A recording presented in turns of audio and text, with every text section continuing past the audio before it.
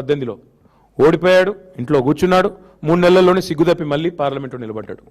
మళ్ళీ ఈ మధ్యనే ఒకసారి అన్నాడు, రైతును రాజు చేసుకుంది ఎవరో తెలుసుకుందాం రా, దమ్ముంటే రా నువ్వు ప్రెస్ క్లబ్కి అన్నాడు. నేను సరైన పోయి ప్రెస్ క్లబ్లో కూర్చుంటే నేను కళ్ళు కాంపౌండ్కు రాను అని ప్రెస్ మిత్రులను కూడా మీ ప్రెస్ క్లబ్ను కూడా అవమానించే విధంగా దాని మీద కూడా మాట్లాడినాడు.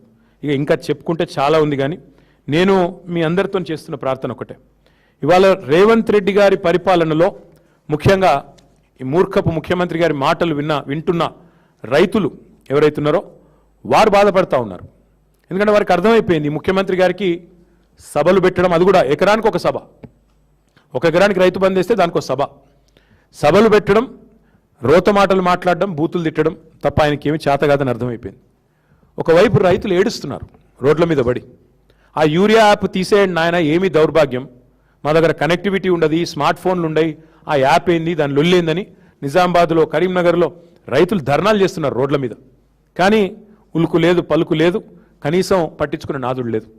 ఆదిలాబాద్లో ధాన్యపు కుప్పల మీదనే మన పాండురంగాన్ని రైతు ఆత్మహత్య చేసుకుంటే బోత్ నియోజకవర్గంలో మేము పోయినాం, అందరం మా ఎమ్మెల్యేలు మేము అందరం పోయినాం. పోయి ఆ రైతు కుటుంబాన్ని పరామర్శించి ఓదార్చి వాళ్ళు కొంత సాయం చేసి ధైర్యంగా ఉండండి, చచ్చిపోవద్దు, ఇంకో 2 నెలల్లో మళ్ళీ కేసీఆర్ ప్రభుత్వం వస్తుంది, మీరు భయపడకండి అని చెప్పి ధైర్యం చెప్పి రావాల్సిన పరిస్థితి.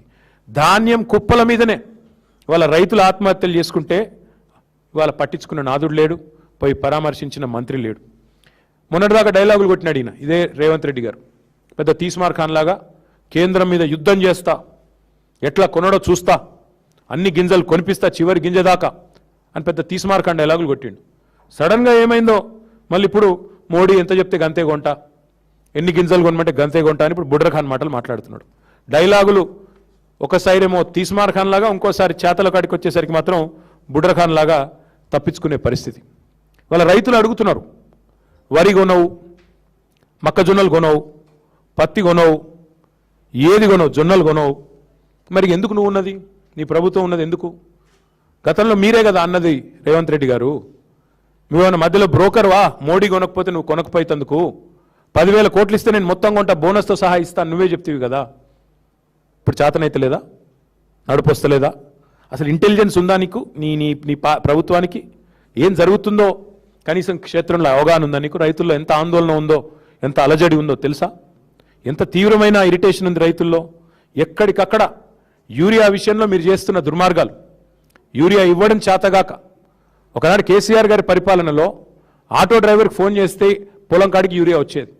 కానీ ఇవాళ మీ అద్భుతమైన పరిపాలనలో యూరియా కోసం బారులు కట్టాల్సిన పరిస్థితి, లైన్లో చెప్పులు పెట్టే దుస్థితి. 10 ఏళ్ళు చక్కగున్నది, ఒక్కసారి ఏమైంది అంటే సమాధానం చెప్పే నాతుడు లేడు.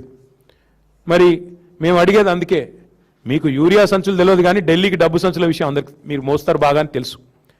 ఇంకా విచిత్రమైన విషయం, మేము ఆయనకు అప్పచెప్పింది ఒక అద్భుతమైన దివ్యమైన రాష్ట్రాన్ని అప్పచెప్పినాం. ఊరికే నేను ఇదేం మాటల్లో చెప్పట్లేదు. పర్ క్యాపిటల్లో నెంబర్ 1 తెలంగాణ. ఈరోజు కూడా 4,20,000 రూపాయలతో we are number 1 in the country. ఇది వాస్తవం కాదా? మరి దాన్ని పట్టుకొని దివాలా తీసిన రాష్ట్రం ఎట్లా అంటావు నువ్వు?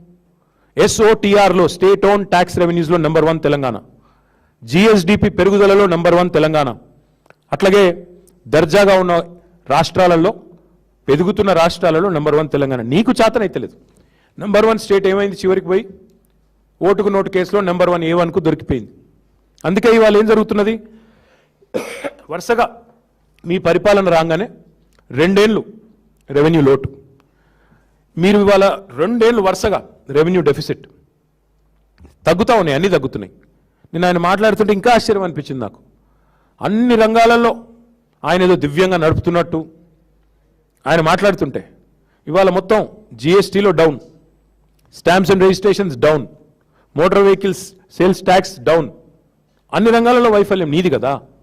ఒక్క మందుగమనం తప్ప మిగతా అంతా మందగమనమే కదా. ఇది వాస్తవం కాదా? నేను ఆయన మాట్లాడుతున్నాడు, లిక్కర్ ఏదో బాగా పెరిగింది కేసీఆర్ టైంలో. ఇలా నేను అడుగుతున్నా, మరి నీ ప్రభుత్వంలో నీకు అంత ఇంట్రెస్ట్ ఉంటే బంద్ చేయి, మొత్తం బెల్ట్ షాపులు మూసేయి, మద్యపాన నిషేధం పెట్టి, నేను ఎవడాపుతున్నాడు పెట్టు, అంత బాగా ఇబ్బంది ఉంది కదా నీకు. ఇది చేత కాకుండా ఇష్టం వచ్చిన మాటలు ఏం చేసినావు నువ్వు? అడ్డగోలుగా అప్పులు తెచ్చావు 4,00,000 కోట్లు, అడ్డంగా ఎక్కడికక్కడ భూములు అమ్ముతున్నావు, అందులో మొత్తం సగం మళ్ళీ నీ అనుయాయులకు, నీ బ్రదర్స్కు, ఇవన్నీ కూడా. మరి పోనీ 4,00,000 కోట్ల అప్పు చేసి ఏం చేసినాడా రేవంత్ రెడ్డి గారు అంటే, రైతులకు రైతు బంధు పైసలు ఎగవేత, పిల్లలకు ఫీజు రీయింబర్స్మెంటు ఎగవేత, ఉద్యోగులకు డిఏలు పిఆర్సీ ఎగవేత, రిటైర్డ్ ఉద్యోగులకు రిటైర్మెంట్ బెనిఫిట్స్ ఎగవేత, మహిళలకు మహాలక్ష్మి ఎగవేత, వృద్ధులకు పెద్దలకు 4 లక్షల పెన్షన్ ఎగవేత. ఒక్క ప్రాజెక్టు కట్టింది లేదు, కానీ కూలగొట్టినవి చాలా ఉన్నాయి. ఎస్ఎల్బీసీ కూలిపోయింది, వట్టెం పంప్ హౌస్ మునిగిపోయింది, సుంకిశాల కూలింది, పెద్దవాగు కొట్టుకపోయింది. ఇన్ని కూలినాయి. 2 పిల్లర్లు కుంగితేనేమో కాళేశ్వరాన్ని కూలేశ్వరం అంటావు. మరి ఇన్ని కూలగొట్టి ఎస్ఎల్బీసీలో చివరికి 8 మంది చచ్చిపోతే శవాలు తీయలేని అసమర్థ ప్రభుత్వం నీది.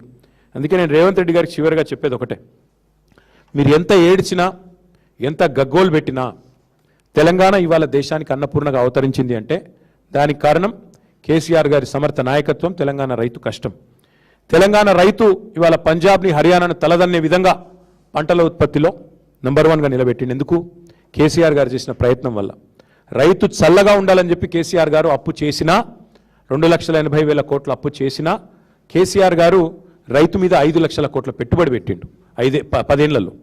రైతు బంధుకే 73,000 కోట్లు, రైతు రుణమాఫీకి 29,000 కోట్లు, 24 గంటల కరెంట్ ఇవ్వడానికి 1,00,000 కోట్లు, ఉచిత విద్యుత్ అందించడానికి 50,000 కోట్లు, కాళేశ్వరం, పాలమూరు, సీతారామ లాంటి సాగునీటి ప్రాజెక్టులు, మీరు పెండింగ్లో పెట్టిపోయిన కల్వకుర్తి, భీమా, నెట్టెంపాడు లాంటి ప్రాజెక్టులను పూర్తి చేయడానికి మొత్తం 1,60,000 కోట్లు. ఒక్క ధాన్యం కొనుగోలుకే 10 ఏళ్లలో కేసీఆర్ ప్రభుత్వం ఖర్చు పెట్టింది 1,32,000 కోట్లు. మిషన్ కాకతీయతో చెరువులు బాగు చేయడానికి ఖర్చు పెట్టింది 5,500 కోట్లు. రైతు బీమాకు ఖర్చు పెట్టింది 6,000 కోట్లు. రైతు వేదికలు, రైతు కల్లాలకు మళ్ళీ 1,000 కోట్లు. అంటే మొత్తం కలిపి 5 లక్షల కోట్లు కేసీఆర్ గారు రైతుల మీద ఖర్చు పెట్టిండు. కాబట్టే మరి ఈరోజు తెలంగాణ భారతదేశంలోనే అన్నపూర్ణగా అవతరించింది. ఇక చాలా చేశాం కానీ ఇవన్నీ నేను చెప్పను. మేము మోటార్లకు మీటర్లు పెట్టమని చెప్పినాం, తెగించినాం. నువ్వేమో ఇవాళ బడేబాయి భయానికి, కేసుల భయానికి తప్పించుకునే క్రమంలో భాగంగా రైతుకు ఉరిపెట్టే ప్రయత్నం చేస్తూ ఉన్నావు రైతు డిస్కమ్ పేరిట. కాబట్టి రేవంత్ రెడ్డి గారు ఇకనైనా సరే, మీకు కేసులు పెట్టుకోదలుచుకుంటే, మమ్మల్ని తూలనాడదలుచుకుంటే, దూషించదలుచుకుంటే అది నీ తెలివి తక్కువతనానికి నిదర్శనం. దానికి మేము చేయగలిగింది లేదు. కానీ దయచేసి తెలంగాణను దూషించకు.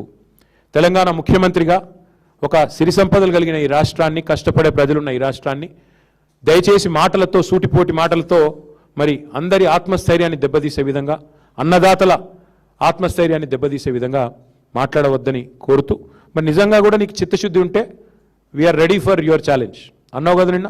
ఎక్కడ పెడతావో పెట్టు. వరంగల్లో పెడతావా, అశోక్ నగర్లో పెడతావా, ప్రెస్ క్లబ్లో పెడతావా, అసెంబ్లీలో పెడతావా, నువ్వు ఎక్కడ చర్చ పెట్టినా, రేపు పెడతావా, ఎల్లుండి పెడతావా, అవతల ఎల్లుండి పెడతావా, నీ ఇష్టం. ప్లేసు, డేటు, టైం నీ ఇష్టం. We are ready. 10 ఏళ్లలో మేం చేసింది ఏందో, 2.5 ఏళ్లలో నువ్వు చేసింది ఏందో, రైతుల విషయంలో చర్చకు మేము సిద్ధంగా ఉన్నామని చెప్పి మళ్ళొకసారి తెలియజేస్తూ మీ అందరికి కూడా ధన్యవాదాలు.